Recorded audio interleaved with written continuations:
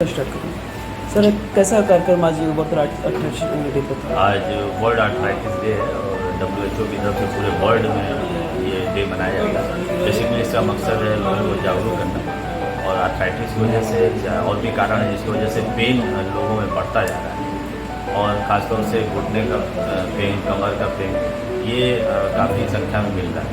तो अगर इसको हम शुरू से अगर हम इसके बारे में सोचेंगे तो ये काफ़ी कम हो जाएगा। और उस पर ध्यान देने वाली बात यह है कि जैसे हम अपना वज़न नियंत्रित करें, पहली चीज़। दूसरी चीज़, हमें अपने एक्सरसाइज करना, जो हम देखते हैं आजकल की दिनचर्या में लोग एक्सरसाइज करना कम कर दिए हैं, तो उसको ज़रूर करें। साइकिलिंग करें, वॉकिंग करें, लाइट एक्सरसाइजेस करें, फ्लेक्सिबिलिटी की एक्सरसाइजेस करें। योगा बहुत अच्छी चीज़ है, योगा करें। ये सब करने से फ्लेक्सिबिलिटी मेंटेन रहती है और जो घुटने के आसपास की जो मसल्स है उसको स्ट्रॉन्ग करें। स्ट्रॉन्ग करने से घुटने पे वजन या जो उस पर जोर है वो कम आता है, मसल्स ले लेती हैं, तो घुटने का वियर एंड टियर कम से कम होता है।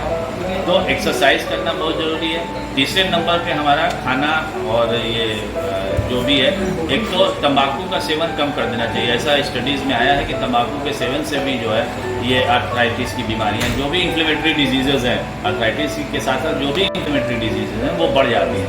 तो अल्कोहल और तंबाकू का सेवन कम करें और खाने में हम लोग को ये ध्यान देना चाहिए कि फाइब्रस फूड और एंटीऑक्सीडेंट जो होता है वो एंटी इन्फ्लेमेटरी होता है। कहीं भी शरीर में अगर सूजन होती है तो उसको कम करता है। तो एंटीऑक्सीडेंट फूड्स लेना चाहिए। और एंटीऑक्सीडेंट कहाँ मिलता है? वो वेजिटेबल्स में मिलता है, वो फ्रूट्स में मिलता है। तो फ्रूट्स, वेजिटेबल्स का सेवन ज़्यादा करना चाहिए।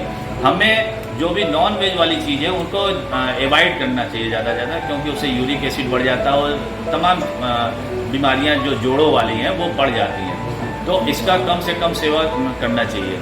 और अगर दर्द होता है, जो हम एक लापरवाही और करते हैं कि अगर दर्द होता है तो उसको बहुत दिन तक एक तो अपने आप को बर्दाश्त करने की कोशिश करते हैं, फिर पास के नीम हकीम डॉक्टर के पास चले जाते हैं, फिर दर्द की दवाइयाँ।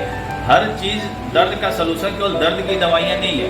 बहुत से ऐसे इंटरवेंशनल जो हमारे टेक्निक्स आ गई हैं जिसमें कि हम लोग, जैसे घुटने का दर्द हो रहा है तो घुटने के दर्द में हम लोग घुटने में कई इंजेक्शंस आते हैं, बहुत सी प्रोसीजर्स आते हैं। हम लोग आर्थ्रोस्कोपी करके जो भी वहाँ की जो है इन्फ्लेमेटरी चीज़ें हैं उनको निकाल देते हैं। तो उससे क्या होता है कि दर्द काफ़ी कम हो जाता है और दर्द की दवाइयों का सेवन कम हो जाता है। तो उससे क्या होता है, अगर दर्द की दवाइयाँ बहुत लंबे समय तक लेते हैं हम लोग तो किडनी पे असर होने का चांस रहता है और शरीर के तमाम अंगों पे उसका असर पड़ता है। तो आज वर्ल्ड आर्थराइटिस डे पर सबको हम यही सलाह देंगे, पहले आप वजन अपना नियंत्रित करिए, अपने खाने में फाइब्रस फूड्स बढ़ाइए, फ्रूट्स वेजिटेबल्स का सेवन करिए, अच्छी मात्रा में पानी पीजिए। पानी पीना बहुत ज़रूरी है। और साथ ही साथ आप नॉन वेज का इस्तेमाल कम से कम करिए। एंटीऑक्सीडेंट फूड्स ज़्यादा से ज़्यादा खाइए। एक्सरसाइज बहुत ज़रूरी है, माइल्ड एक्सरसाइज, वॉकिंग, स्विमिंग और साइकिलिंग। इसके अलावा योगा करिए। और उसके बाद अगर दर्द होता है तो पास के डॉक्टर के पास जाइए, उसको नेग्लेक्ट मत करिए, उसको नज़रअंदाज मत करिए।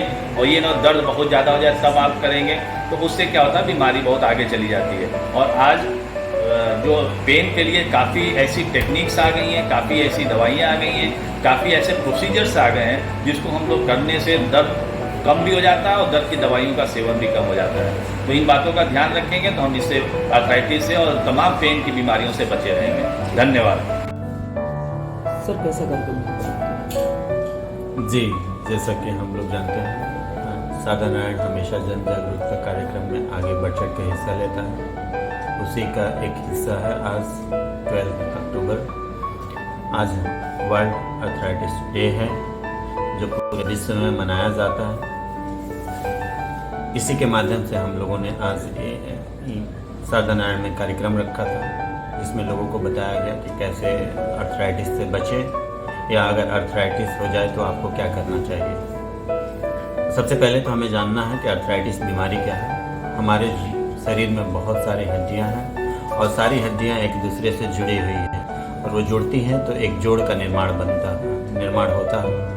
और अगर उसमें बीमारी होती है या किसी कारण से उसमें क्षरण होता है, घिसा होता है, तो उसी को आर्थराइटिस बोलते हैं। ये बहुत तरह की आर्थराइटिस जैसे हज़ारों किस्म की होती है, लेकिन कॉमन जो होता है वो बता देते हैं कि बच्चों में कुछ होती हैं जिसको जुवेनाइल अर्थराइटिस बोलते हैं, कुछ मिडिल एज ग्रुप में होता है अर्थराइटिस और कुछ ओल्ड एज में होता है। बहुत सारी अर्थराइटिस ये होती हैं जो जांच में अब पॉजिटिव पाए जाते हैं, जिसको सीरो पॉजिटिव बोलते हैं। बहुत सारे होते हैं जो जांच में नहीं आते हैं, उसको सीरो निगेटिव बोलते हैं। बहुत सारे बीमारियां जो होती हैं बढ़ती उम्र के कारण होता है, जिसको ऑस्टियोआर्थराइटिस बोलते हैं। तो बहुत प्रकार होते हैं, लेकिन मोटा मोटे शब्दों में बोला जाए तो हमें जानना है कि जोड़ की कोई भी बीमारी वो अर्थराइटिस से संबंधित है। एक कॉमन भ्रम है लोगों में कि अर्थराइटिस की बीमारी हो जाती है तो वो ठीक नहीं होती है। जी बिल्कुल गलत धारणा है। बहुत सी अर्थराइटिस की, मेरा कहना है कि 90% से ज़्यादा अर्थराइटिस की बीमारियां हैं जो पूरी तरह से ट्रीटेबल होती है। अगर आप सही सलाह लें या एक्सपर्ट की सलाह सही टाइम पे लें तो बिल्कुल उससे निजात पा सकते हैं। दूसरा, एक कॉमन पीपल के लिए ये संदेश है कि उन्हें एक तो कैसे अर्थराइटिस से बचा जाए। तो पहला क्या करना है, हमारी डाइट जो हम खाना खाते हैं उसको सही तरीके से लेना है, अपना वज़न कम करके रखना है। अक्सर देखा जाता है कि जिसकी शरीर बना हुआ है 50-60 केजी का सामान्यतः जो इंडिया में है, लेकिन किसी का वजन 190 केजी है, 1 क्विंटल है, 90 केजी है, 110 किलो है, तो उसमें घुटने की बीमारी सामान्यतः ज़्यादा होती है जो कॉमन आदमी होता है उससे। तो पहला तो पौष्टिक आहार लेना है हमें। दूसरा, हमें रेगुलर एक्सरसाइज करना है और हर एज के लिए एक्सरसाइज अलग से बनी हुई है।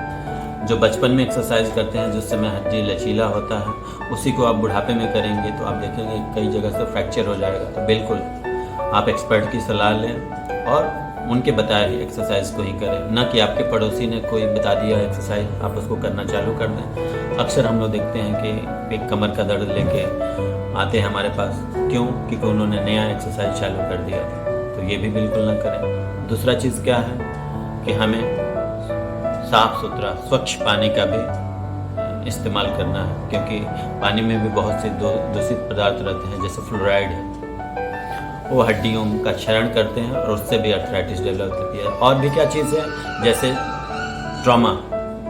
आजकल गाड़ियाँ बहुत चल रही हैं, एक्सीडेंट भी हो रहा है और गंभीर चोट भी अर्थराइटिस का कारण होता है। हमारे आसपास बहुत सारे लोग मिल जाएंगे जिनको कभी गंभीर चोट लगी थी और वो आज लंगड़ा के चल रहे हैं या अपना जो पहले जीवन यापन कर पा रहे थे आसानी से अब नहीं कर पा रहे हैं, क्योंकि उनके जोड़ों में दर्द है। तो ट्रॉमा से भी बचना है।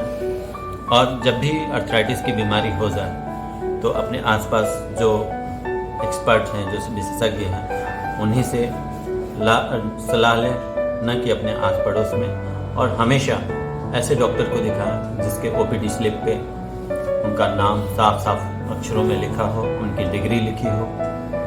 क्योंकि अक्सर बहुत सारे मरीज़ हम लोग के पास आते हैं जो 10 सालों से 15 सालों से इलाज कर रहे होते हैं और वो ठीक नहीं हो पाते, या वो ऐसी स्थिति में हमारे पास पहुंचते हैं कि अब वहाँ से दवाओं का इलाज संभव नहीं है, अब वहाँ से उनकी सर्जरी की ज़रूरत पड़ जाती है। दूसरा भ्रम मैं ये भी कहना चाहूँगा कि बहुत है लोगों को घुटने की बीमारी जो अक्सर बहुत ज़्यादा और कमर की बीमारी होती है, और उनको एक भ्रम है कि ऑपरेशन हो जाने के बाद वो चल नहीं पाते हैं। जी नहीं, बिल्कुल। साधना नारायण में हम लोगों ने ऐसे बहुत सारे 50 से ज़्यादा मरीजों का हम लोगों ने घुटना प्रत्यारोपण किया, 100 से ज़्यादा मरीजों का कुल्हा प्रत्यारोपण किया, और वो आज सारे लोग एक नॉर्मल लाइफ जी रहे हैं और जो जीवन यापन के साधन थे, जो उनका रोज़गार था, वो सारा रोज़गार भी कर रहे हैं और सुखी जीवन दे रहे हैं। Thank you.